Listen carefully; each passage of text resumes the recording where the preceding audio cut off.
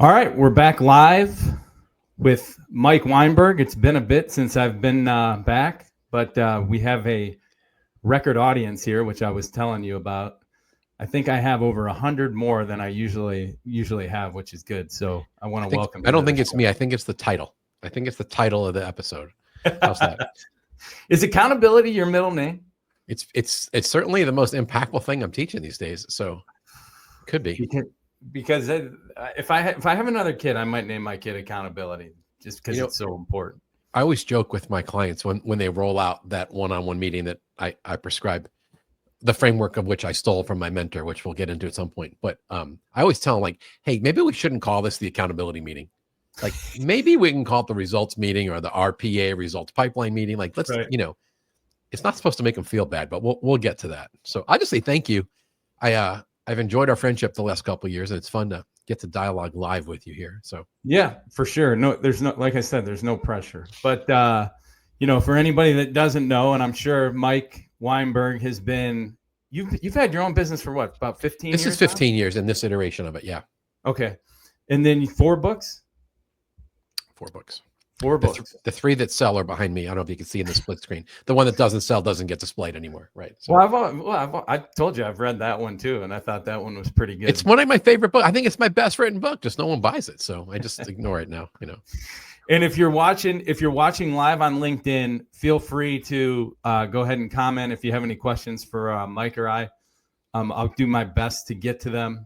We can't respond, but drop them in there, and then we'll try to get to everything as we go. But here's where I wanted to start. I wasn't planning on starting here today. I'm a little fearful of where this might start based on something I put out today. All right, so. But as I posted a picture about you, of me and you for my post, right, and then you commented on that. Of course, you comment on it, and then I get the next post is you, and it was about scammers, marketers, and I forget, amateur salespeople, whatever else it did. And somebody used the word synergy in it, right? And I said as we got on here, I actually looked up the definition. It triggered me. I'll just say it triggered me. There were a few words that that you're not dealing with a real person or a legitimate, authentic salesperson who has put some work in. When I hear the word synergy in a prospecting email, or the half of the word, or as I called it in my post, the pseudo word collab, you're done. I've written you off as a monster, a faker, a scammer, or someone who's a copycat. So yes, I put a little post up that's gotten about 15,000 views this morning just because I was ranting on that. I know. So. I went back and looked. That's why I wanted to start it with it. There's like 120 likes already. But as we got on, I told you I looked up the definition. That's one of the things I love doing is we all use all of these words, but we don't. I'm telling you, because I look up definitions all the time, and I'm like, that's actually pretty funny. And in my new ebook one-on-one, I actually define what one-on-one is, and it's everything that we shouldn't be doing. But here's the definition of synergy, which I've already read this to you, but I'm going to read it again. The interaction or cooperation of 2 or more organizations, substances, or other agents to produce the combined effect greater than the sum of all separate effects. Exactly. When I read that to you, you responded, fancy. It's very it's fancier than my simplified New York public school education. But as long as we're going on this, I'm just going to say something, and this will upset some people that are here, but that's just too bad. Those kinds of expressions typically come out of the tech world, right? Like people in industrial America don't talk about syncing and synergizing and collabing. Those are tech phrases, and then they become copycat things that come on LinkedIn. There was, I don't know, it was a year or 2 ago, I started hearing the phrase sales motions in my tech clients. And I'm like, I'm in the sales world. I'm relatively well known. I'm in all kinds of companies. What the heck is a sales motion? Did you guys make up a phrase? I'm like, just some other thing for like a sales play, a process. I do this every time I'm in my Supercharger sales leadership event, which is like 50 to 55 sales leaders. And I had one tech person there last time. It was like devoid of tech people. It was all either old school, old economy, and different, financial folks. And I did a little pause. I said, anyone in this room use the phrase sales motions? and the one tech person raises his hand. Everyone else is like, what is the sales motion? So anyway, it's just one of those things. It gets its own life. So there's an acronym or something for everything, and sometimes I even have to look them up. Yep. Here's what I wanted to ask you. You've been in the game a long time, right? Do you think know the difference in the percent of my gray hair versus yours? Yes. But we did get a comment that we look like brothers today in the post that I put out. I'm honored that somebody would say that. That's good. Somebody said you were the younger, better looking brother, so I took offense to that. I would be offended if I was you. When you first got started, okay, years ago, and even back 15 years ago when you started your business, mm-hmm. Do you think getting new sales is harder today or back then? Because with all the technology that we have today, it feels like it should be easier. But based on my opinion from when I first got in about 15 years ago, I think it almost might be harder. But I'm curious what you think. Harder. It's harder for a number of reasons.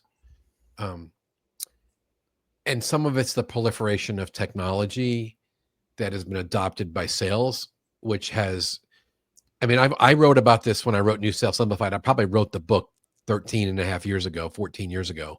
It's been out almost 13 years. That there's a natural anti-sales reflex that buyers have.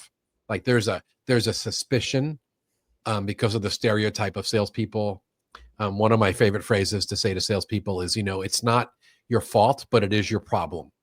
Right? You didn't do it, but other salespeople ruined it for you by their unethical or manipulative or cheesy or time-wasting behavior. So we're always up against this resistance and that's why we need to not act salesy and be value creators and conversational and lots of things we preach when we're teaching sales. But the way technology has been used, dare I say, abused for the last decade or so, everyone is so skeptical and they're pounded with so many emails and automation and LinkedIn, where we're broadcasting this live, right? A lot of LinkedIn is a cesspool.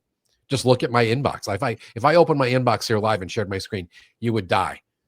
Between the bots and the scams and then the pathetic pitches like the one I got today with the Synergy line. So I think it is harder because salespeople have ruined it. My friend Anthony Anarino said something like a year ago. He said the barbarians who have destroyed a lot of the methodologies. Email has become an ineffective tool because of how badly it's been abused. So I don't know. I think that's why it's harder. Although the one contradiction I'll share, Matt, is it's a lot easier to stand out if you're confident and authentic and conversational and you contextualize your approach and you're good at using old school techniques, blending in new technologies. You can get noticed because there are so many people that were never taught how to do that or forgot how. So where do you think, I have an answer to this, but it's something that Richard Harris said when I was on Scott Leese's podcast about a year and a half ago. Oh, sure. But we were talking about this exact thing, like the perspective on salespeople that even companies have of their own salespeople. But why do you think it's so bad? Which one, the internal view or the both? Just the overall view of salespeople. Well, in the tech world, sometimes it's arrogance of the founder or the technology that the salespeople are a necessary evil. Yep. And it's not just tech. I have a whole chapter in Sales Manager Simplified where I copied some letters. I redacted the CEO's name and the company's name, but of notes I wrote to CEOs telling them that they hate their salespeople. I can't help you. You hate your salespeople. You throw them under the bus when things are bad and blame them. And when things are good, you don't even give them the credit. Like, how can I help you? If that's your view of sales, like what in the world? I fired them as a client. So internally, there's some jealousy because of the money salespeople can earn. Yep. Also because of some of the lame behaviors of salespeople where they're not even really putting out the effort today. And, virtual work has created some of that, and poor accountability by sales managers have created some of that. So there was this, it's not as much right now because we're in, I would say, tougher times. But when you look at compensation packages of 3, 4, 5 years ago, and the multiples that some salespeople were making, even just with crazy base salaries, plus selling into booming economies, there was a lot of jealousy there.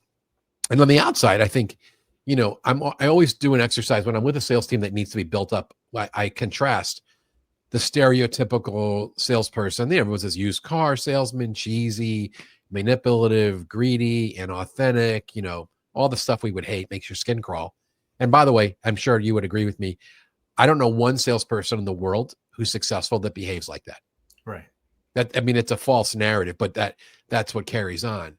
And you contrast that with value creator, professional problem solver, consultant, the pinnacle, Charlie Green, right? The trusted advisor. Like, that's what we all want to be. So I think the hatred or the lack of respect is because so many people are not doing it well, or they're following the nonsense that's preached on LinkedIn, that the whole social selling movement, don't pick up the phone, don't interrupt people. You just blog and tweet and play all day long, commenting and build your own brand. And when people are ready, they'll come run into your door when they're 57% through the buying process. Well, where's the value there? The top salespeople in the world, they're not sitting on their ass. They're not waiting for anybody. They're not blaming SDRs or inbound marketing for lack of leads. Top salespeople work the top of the funnel. They create opportunities. They have internal locus of control. They say, I got it. It's on me. I'll up my game. I'll increase my business acumen. I'll study my industry. I'll be able to bring value and insights to my client. I'll study sales. I'll listen to podcasts. I'll read books. And they take their game to a different level. And that's why the people that are stars stand out so dramatically from those who are just average.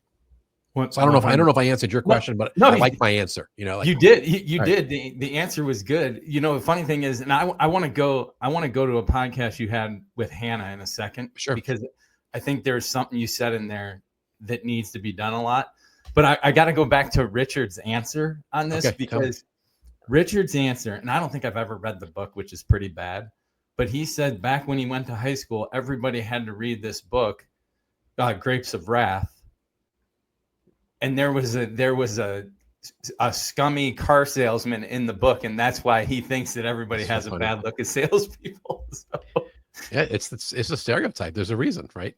So, but before I forget, I want to go to the Hannah the Hunter episode, because what you said about halfway through there is that some sales teams actually need to be built up because of what they're, what they're doing, and look at themselves in a higher light than just the people that are calling people that never want to talk to them, right? And see themselves on the same level, which I think is a big deal.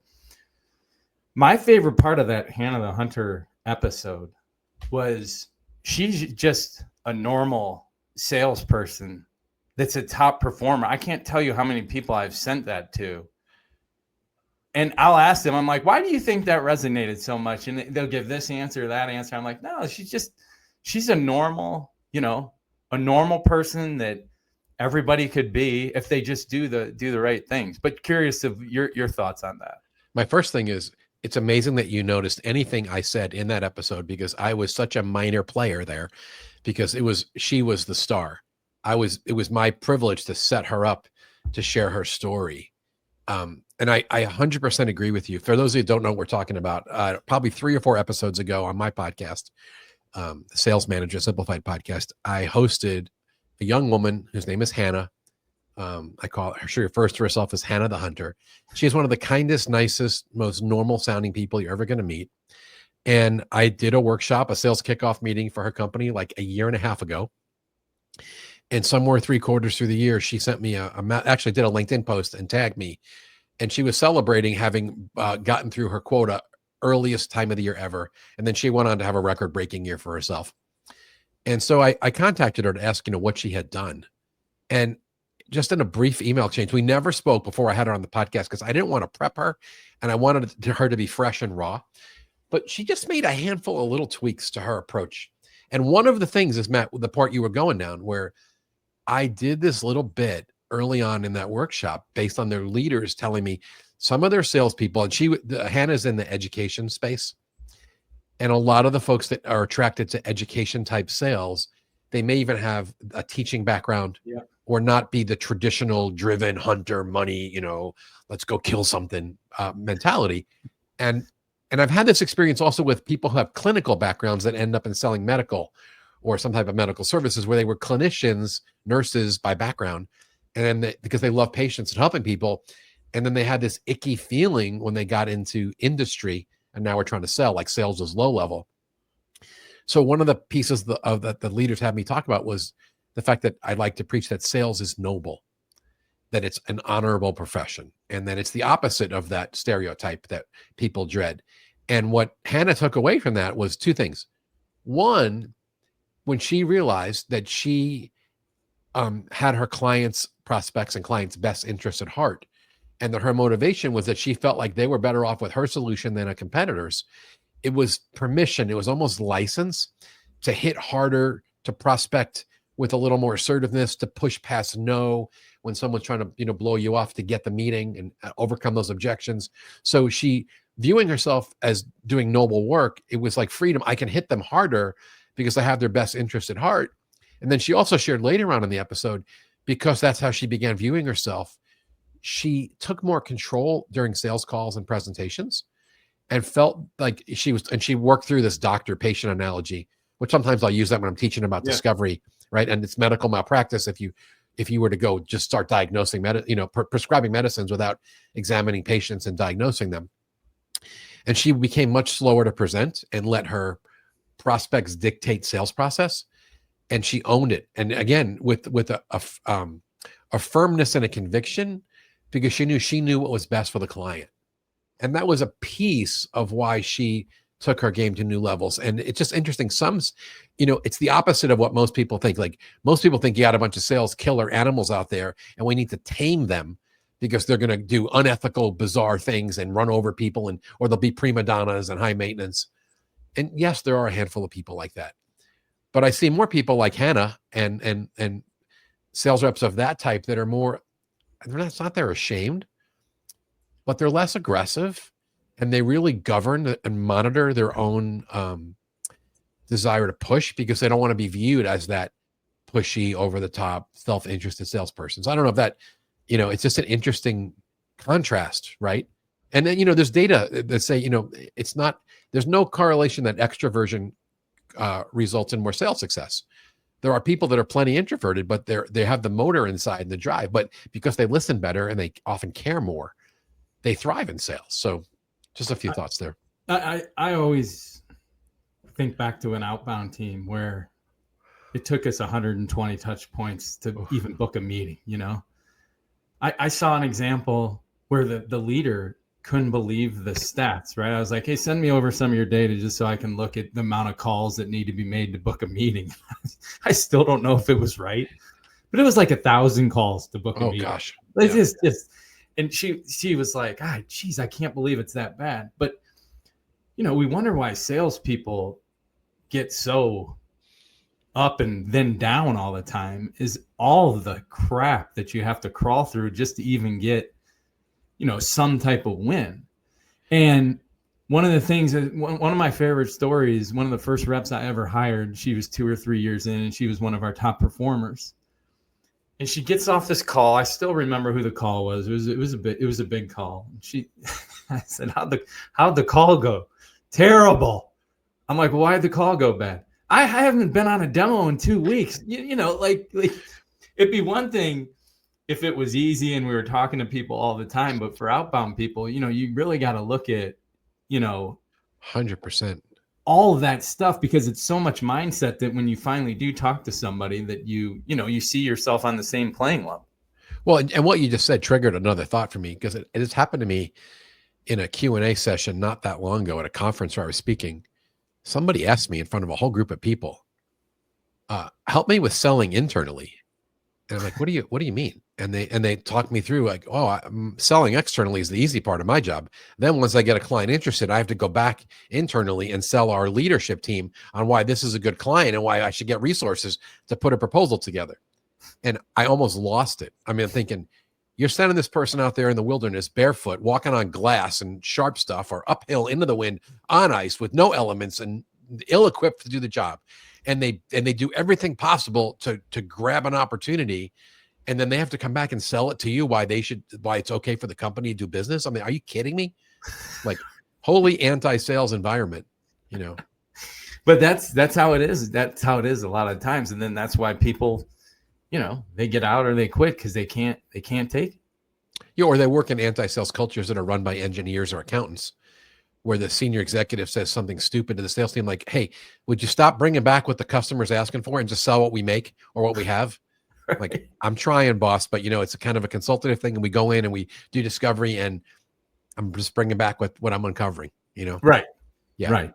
Heaven forbid, get a little help. Yeah.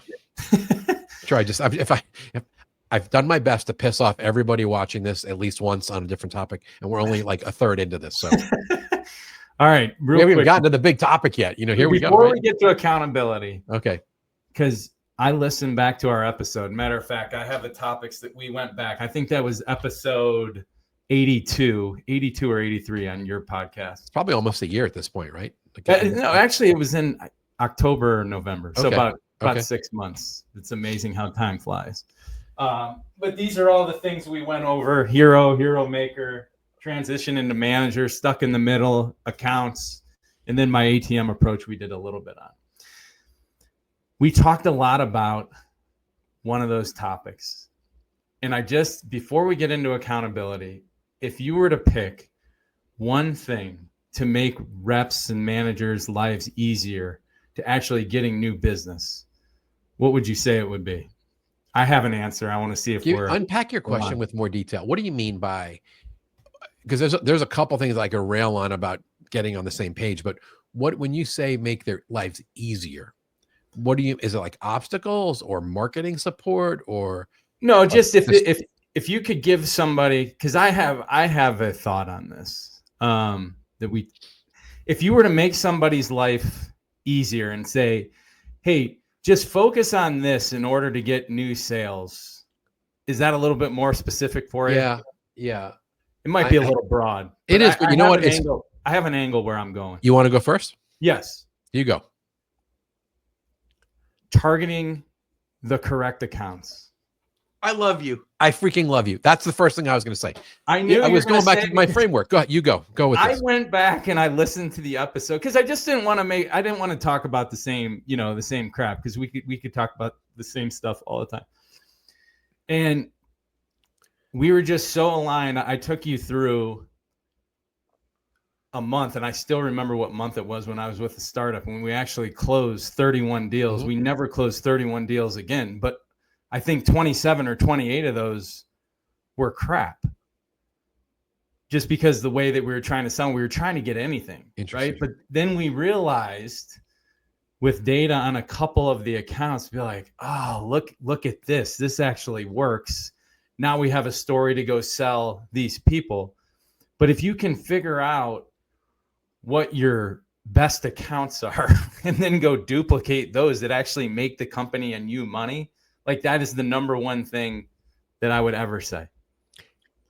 We could spend the good portion of this conversation going down this path. I'll just say this piece.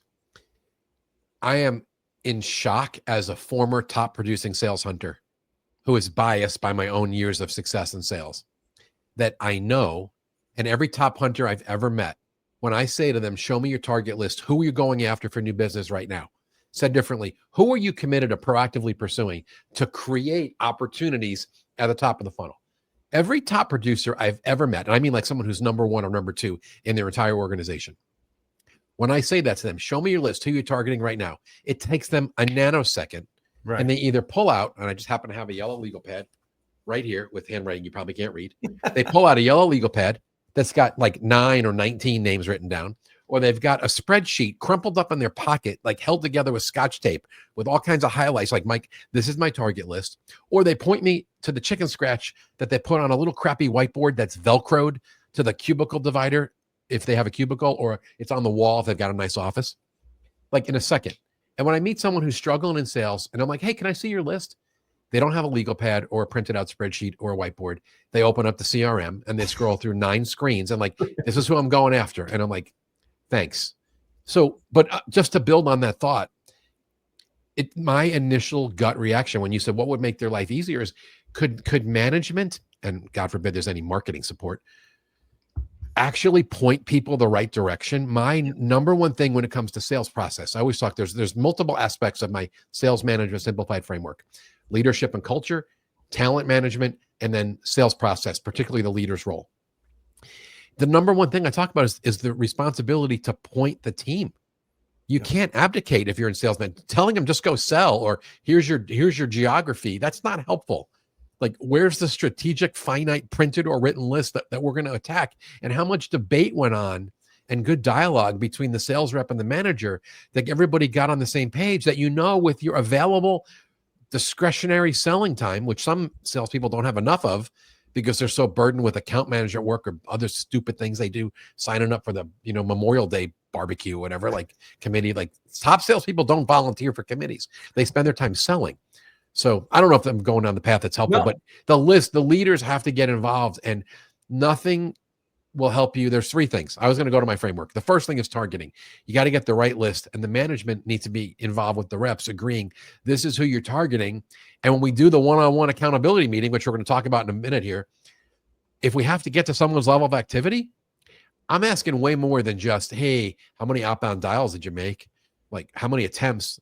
I'm going to ask for progress against the named target accounts. So targeting. The second thing is messaging. Are we helping our people with a story that's compelling, that moves the needle, that makes you more confident when you prospect, or decommoditizes the conversation? Like the sales story, one of my favorite topics. And then the third part is, are they spending enough time selling? I cannot tell you the number. I mean, I just had to whack a bunch of owners at a conference because the people that brought me in wanted me to go down this path. And I had to look at these owners of franchises and say, part of your sales problem is that you're burdening your very few salespeople with all of this onboarding and account management and collection and customer service type work that's not anything to do with driving revenue. Like, I have 3 verbs: create, advance, and close. Anyone that's listened to me has heard me say that for years. There's only 3 verbs: create new deals, advance existing deals, close hot deals. And if you're using your salespeople as free labor to get other stuff done, and then you're whining that they're not bringing enough new business, well, it's one of the top reasons. So my 3 would be targeting, messaging, and then more time spent selling. That would make selling easier if that's what we focus. I mean, if you put a gun in my head, I'd say fix those 3 things. And then I would have so much less business if every sales team had that level of framework where they work through, if nothing else, targeting, messaging, and then more time spent selling, own the calendar and the pipeline. That's it.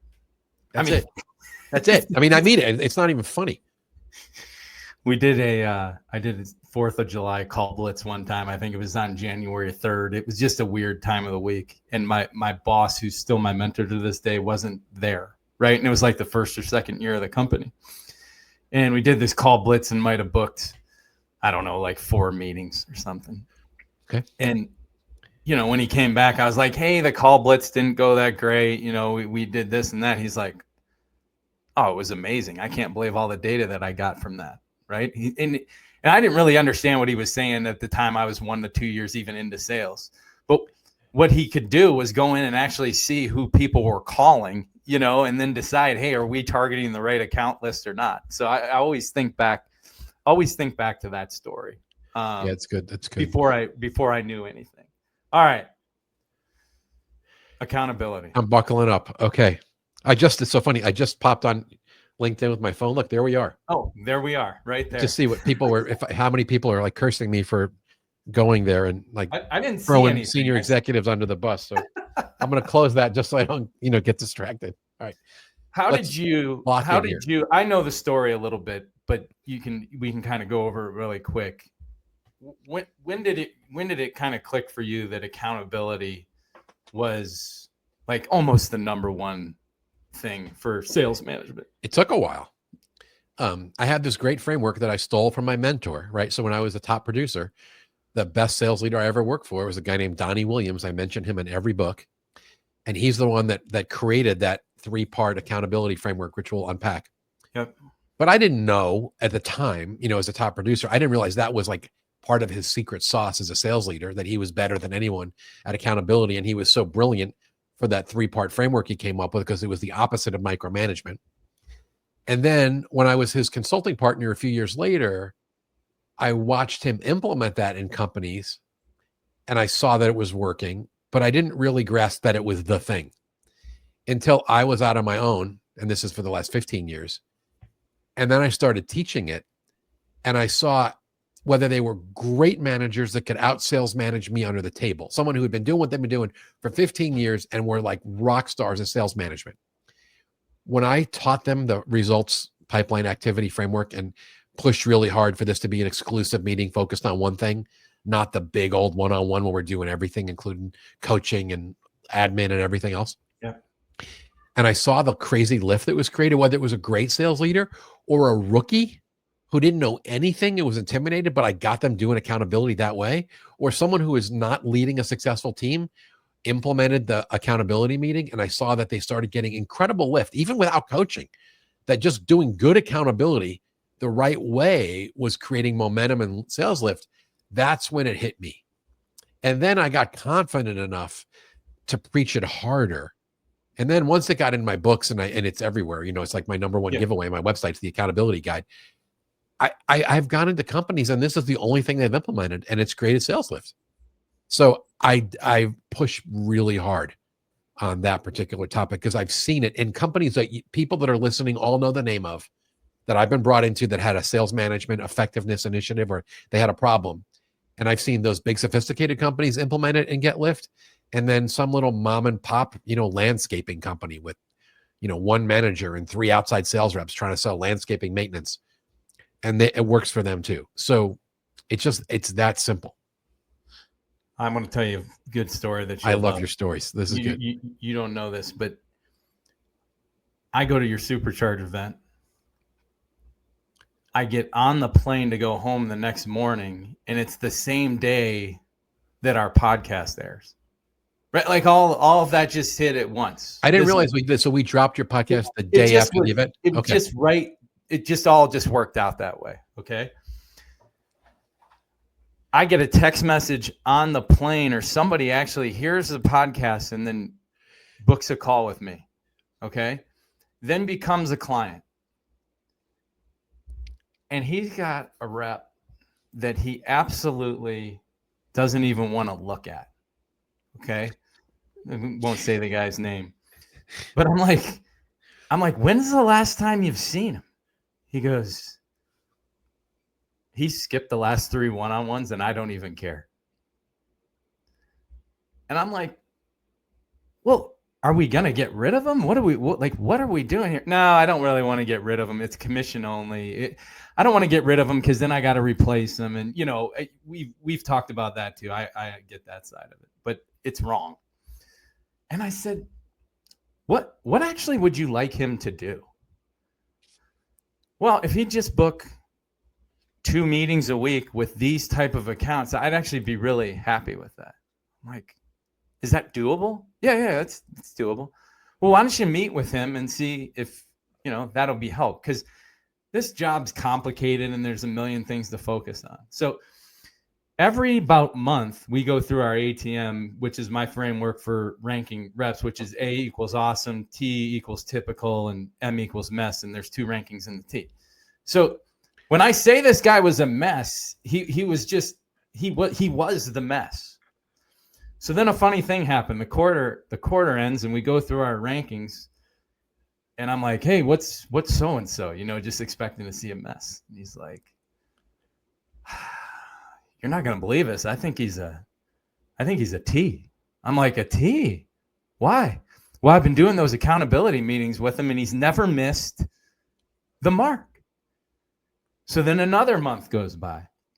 And I said, well, what's our guy at? Now he's my guy. Cause I'm like, this is like one of my guys. And he's like, boy, now he might be an A, he's one of my best performers, but it was only because he gave him something to do and held him accountable to doing it. And it was like, it's damn near that simple, but I think, and it's not punishment. One of the topics it is not account. Listen to me. Everyone who's listening to us, the Matt story is so perfect. Getting together one-on-one for the express purpose of looking at someone's results or holding them accountable for a metric the way Matt was describing. That is not a timeout. That is not discipline. That is not punishment. And it is not meant to demotivate anybody. We all know this. The best salespeople in the world are highly competitive. They keep score. Part of the way you motivate them is to stick the score under their nose and show them what they're doing. And if you have people on your team that are uncomfortable when you post the score and they don't like it and it doesn't change their behavior or it makes them want to run, then you have people that you cannot count on to produce results. Any salesperson that would bristle at the conversation that Matt just described, or the framework that we'll get into here in another second or two, that's not a salesperson. That's someone who rather exist in some high service role where there's high base salary and they're not interested in being on the hook for producing. So Matt, I love the way you started that. And that story is it's so telling, because I see so many leaders that are scared to do good accountability because they don't want to run anybody off. I'm like, run anybody off? The only people that aren't going to like this are people that don't want to be in sales in the first place, and you're smoking them out. Here's what I'd say. Like this is the key. When people actually do it, their team actually appreciates it. They're like, oh, I actually have some direction and know what I'm supposed to do, because, the sales manager job's overwhelming, but when you're in some of these sales roles, there's a million things going on, and everybody seems to do everything except what they probably should do. Yes. Focus. It's the number one F word in sales. Focus. And that's what you're creating. You're creating focus. It drives lift. That's it. So why do you think people don't hold people accountable as much as they should? I think they're scared of running people off. I think they're afraid of conflict. I think they don't know what good accountability looks like because it's never been modeled for them. They don't want to be a micromanager. I mean, nobody wants to be a manager, right? And one of my biggest shocks when I moved into management was that actually people need to be managed. I wanted to be a coach and a leader because that sounded sexy. Like, I never wanted to be a manager. But as I wrote, where's the copy here? Latest book, right? And as much as I didn't want to write another book and the publisher kind of twisted my arm in to do it, I was so glad they made me do it. And that's why this is my thinnest book, because I got out all the fluff. The first place I gave advice in this book was chapter 3. And I said, your number one job as a sales leader is to make darn sure your people are doing their jobs.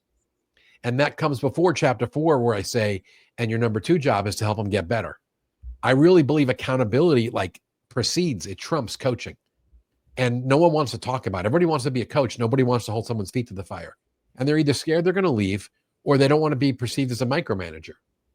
But if you do it right, and you're worried more about results and pipeline health than you are about activity, it's the opposite of micromanagement. And you're creating transparency and visibility and accountability and some of the focus stuff that you were just talking about, all by doing good accountability. And for the right people, you're also stoking the fire, getting them motivated, because seeing the actual results and where they stand is what makes them dig in harder. So that's why I think, why do you think people don't do accountability? I like the micromanager term, but I even had a post last week that I'd say, if I had to say anything, people need to micromanage more. But what's your definition of micromanaging? 100%. Right? People, I would agree with you. People think that this is micromanaging. I love what you say in the book.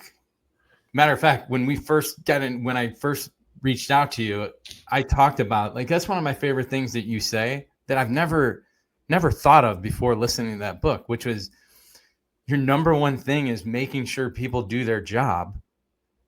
And the number 2 thing is making sure people get better at their job. What I would say is, if you were to define the jobs and you were to ask managers most job, they don't know what the real definition is. That's right. As stupid as that is to say, they don't know the definition. No, of the Matt, job. It's not stupid.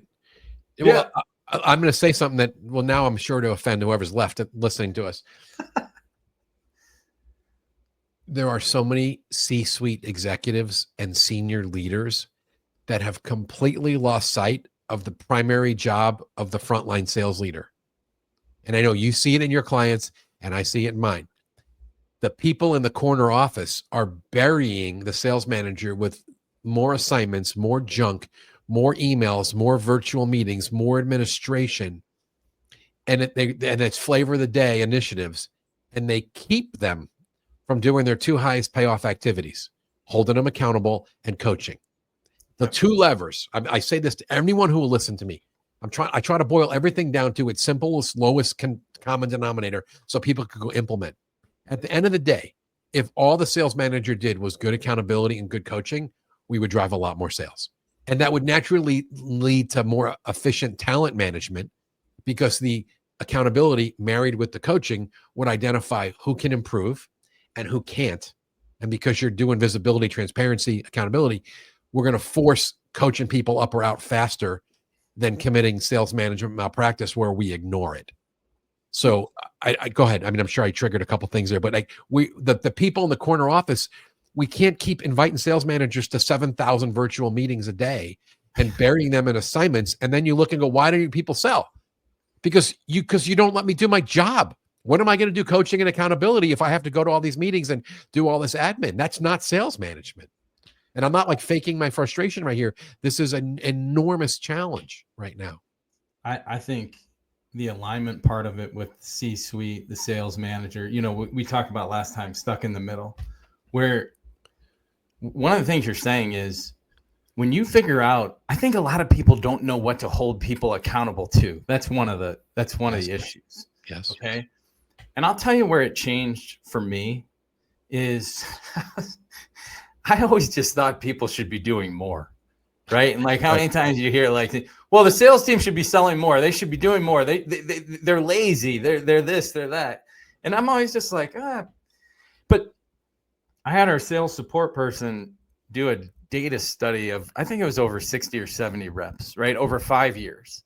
And this team was a hunting team. Okay. And I just always thought people should be booking more meetings. Like, and if somebody booked a meeting a day with the right accounts, I'd still think, oh, well, I did more. I'm top producer and the manager. And then she comes back to me and says, guess what it was per month? I'm like, I don't know, 7 or 8, 9, 10, hopefully 10, 5. And I'm like, 5? Boy, that seems low, And my boss at the time was like, this is all these reps over all these years. This is just kind of the average. So at least we can go off of 5, And I looked at what my team was doing, and here I am frustrated with them all the time, and they're booking 6, 7, 8 meetings a month. Here I'm the idiot that doesn't know what the facts really are. Right. But I think what the definition of the role is and what the capacity of the rep that they can actually do, I think if you get that figured out, it makes everything so much easier. Because to your point, if people can't hit what's doable, they usually leave. Bingo. Right. And where I was going to go with what you were saying is that understanding what's doable has to align with the sales goal.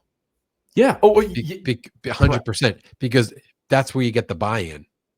And when we're doing accountability, before we even start looking at activity commitments, which we all know activity drives pipeline and opportunity and pipeline drives results. But what I would argue is the magic is we get it backwards. We don't want to start with activity. Let's start with results, because everybody understands that. It kind of levels the playing field. And I'll share one more thing, because I've been asked multiple times in sessions the last few months with clients, how do I make my salespeople more coachable?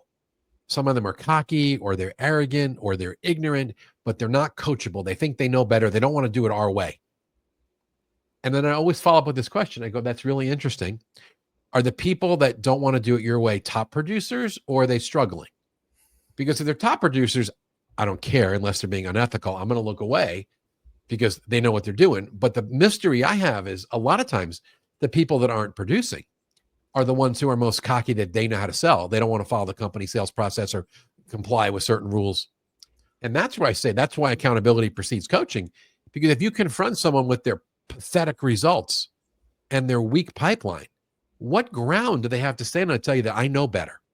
Like, part of my answer is like, if you were filling the pipeline and you're bringing in deals every day, I wouldn't be asking this, but it doesn't look like you're complying with what we're suggesting is the best practice.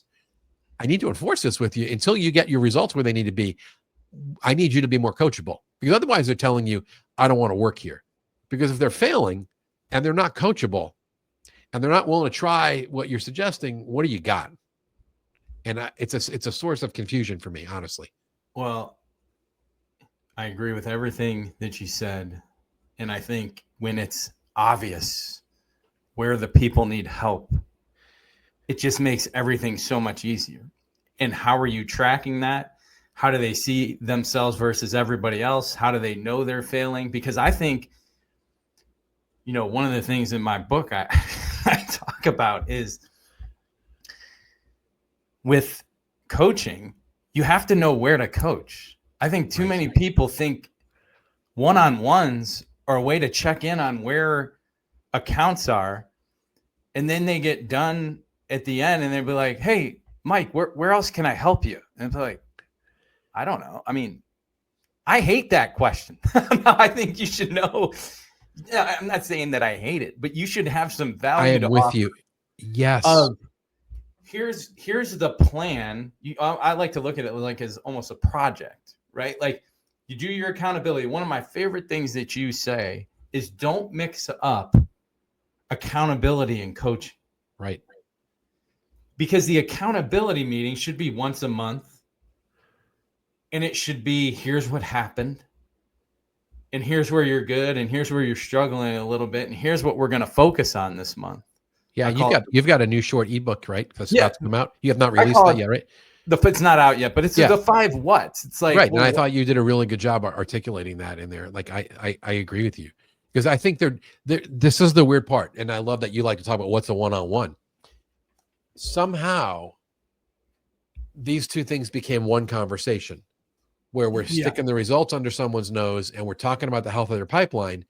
And then it evolves or devolves into a coaching conversation where now we're doing deal strategy or working on skills. And I'm like, stop. I want this accountability meeting. I call it sacrosanct. Like this thing needs to stand apart by itself, because if somebody's failing, and this is one of the things I preach regularly. If someone is failing as a salesperson, I don't want them walking out of that one-on-one accountability meeting, whether it's on Zoom or Teams or it's in person, feeling okay. I want them to have a little discomfort where they walk away going, I better get this turned around, because next time I see my boss, whether it's in a week or 2 weeks or a month, whatever the cadence is based on your sales cycle, most of my companies I work with do it monthly. I don't want to have that kind of conversation again. I want to go in and brag about how many opportunities I created and how healthy my pipeline is and where my results are. So it spurs some change of behavior. And what I see is managers kind of water down the accountability, because then they flip right into a coaching conversation and they're going through skills and deals and giving sales reps ideas. And we should do that, but not in the accountability meeting. Do it in the coaching meeting. And I believe it's like a holy sacrosanct wall that you don't combine those two things, because you dilute the purpose. You're not doing the best coaching, and you're definitely watering down the impact from your accountability if you combine them. Yeah, I just think, I never thought of it as accountability and coaching separate, almost to, but it makes so much sense. It's like, okay, here's where we're at. Here's how we're going to fix it. And here's the plan to do it. And then let's see what happens. Yeah. And this is going to sound weird. If I've contributed anything to the sales management community in the last decade, if the one thing I got credit for, or that I was known for pushing, is to separate accountability from coaching, I'd be cool with that. Because that's the thing. Because what I've noticed in my clients where I'm involved, the only sales managers that do not get the kind of lift from implementing the short, focused, one-on-one results first, then pipeline, and only if necessary, activity, accountability, which I argue you can do in 10 to 15 minutes per meeting. The only managers that really don't get the lift out of that are the ones that like, no, I'm going to do it in an hour. And we're going to do accountability, and we're going to do coaching, and we're going to do personal updates, and I'm going to motivate them, and we're going to do a pipeline review where we're going to go through next steps on every deal. And I'm like, okay, good luck. And those are all good things. I mean, those are very important sales management activities. But when you combine them, you water down the impact. So I don't think I can say it clearer than that. No, totally agree. And I think there's a time and a place for accountability and for coaching, but just make sure that you have it set and you're doing that. Because when you don't, people aren't ready for it and they're not prepared for it. Yeah, so 100%. Yeah, I love talking to you about this. This is why we get along, because we both are doing very simple, practical work. All right, we're almost done. Yeah, it's been fun watching you. I'll just say this: it's been fun interacting with you over the last a year and a half or two, and watching what you're doing with clients and hearing. Matt, I hear really good feedback from people I've referred your way about that help you're bringing them, and it's really cool. So I hope you're feeling good about what you're doing. No, it's been fun to watch you. Seriously. I appreciate that. Anything else you want to do to top off this before we get to you know, I think what you people ask should them call. about. Yeah, I think people should call Matt Ferguson if they need sales management help. I get all the accolades because I got the books, but you're doing heavy lifting, rolling up your sleeves with a lot of small, mid-sized companies, and this is my own endorsement to say Matt's doing great work. So there's I appreciate that. All right, let's get off of management real quick because you wanted to talk some golf. Your guy. My guy. I should. I almost wore my Scotty Scheffler jersey. I thought I almost did it, but I didn't want to. You know. But he had. I'll tell you what. He had a great press conference. I don't know if you saw it, but did you see it? Yeah, I watched pretty much everything Scotty Scheffler. You watched it all, but I love what he said about his favorite thing to do is to just go practice by himself and figure stuff out. I mean, can you imagine if you had 7 sales reps like that on your team that enjoyed practicing more than they enjoyed going on a sales call? Yeah, they would do that level of prep, right? I mean, think about that. How seriously they took their own game, that they would get pleasure out of going through and practicing and role playing and preparing, so they were sharper when they actually were in competition. It's unbelievable. And that's coming from a guy that I forget made $65 million last year. Does not need the money. Yeah, between the FedEx Championship. I mean, his caddy made more money, 10% of that, than 3/4 of the guys on tour. Like, I mean, right. This is a guy that made $65 million last year, and I don't know the exact stat, but it's something like 3 majors and so many wins before the age of 20-something. And it's him, it's Tiger, and it's Jack. It's really cool. And you know what? The thing too about him, and I think anyone that watches him, yeah, is he boring sometimes? Okay, you can criticize that. The guy's living the life like as a role model. He knows he's a role model, and he is content and full of joy and loves his family and is kind. You know, there's something about the way he walks it out and lives out his priorities that I salute. And you combine that with his greatness, because obviously inside is a killer, right? I mean, no one, you hear Ted Scott, his caddy, talk about like sometimes I guess they have little side bets on different holes when Ted's trying to get in his mind just to stoke his competitive fire even further. So yeah. All right. I'm you by the way, you're like the only Scotty Scheffler like super fan I know. I'm going to meet him at some point. I'm trying. Yeah, no, I'm the guy. I'm rooting for him. All right. Top 5 golf courses your favorite that you've played. That I have played or that I want to play? Have played.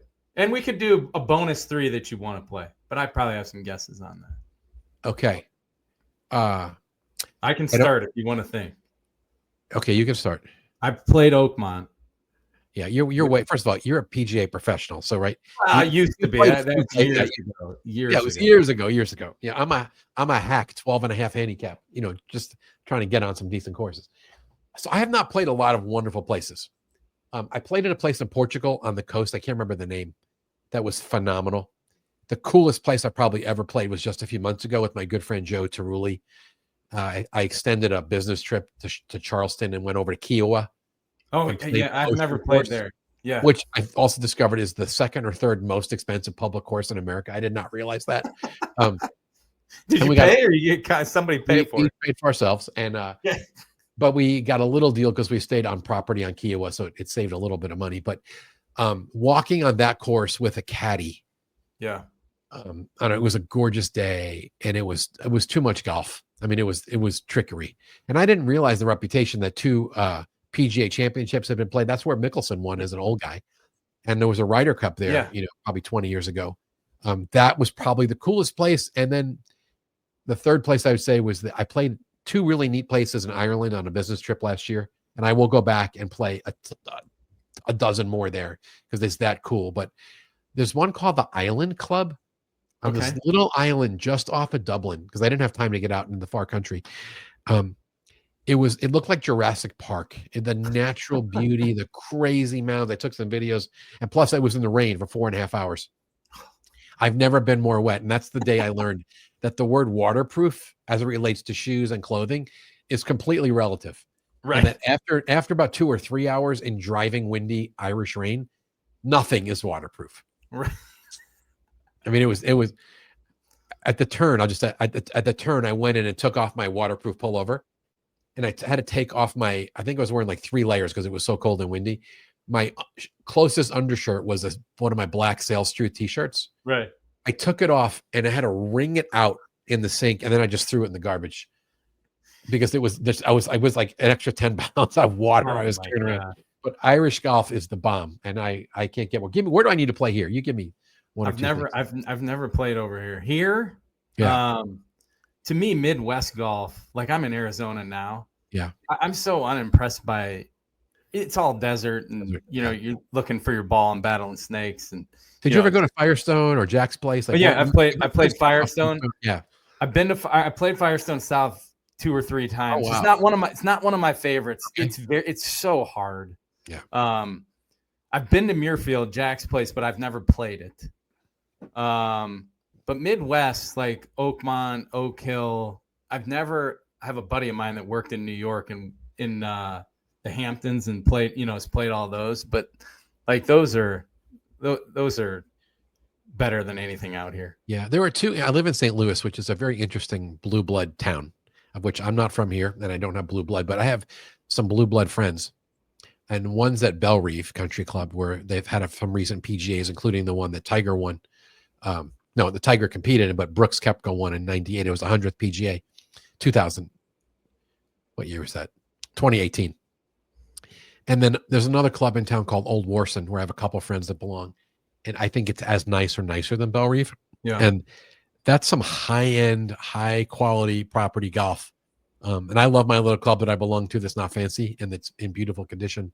But there's some pretty nice places in the Midwest. So, you know what? The funny thing for me is good condition. Like when you get somewhere, like there's not a thing out of place. That's one of my favorite. It makes up for a lot of things. Oh yeah, I don't even care much about the holes. If it's beautiful, right, and it's maintained, that goes a long way.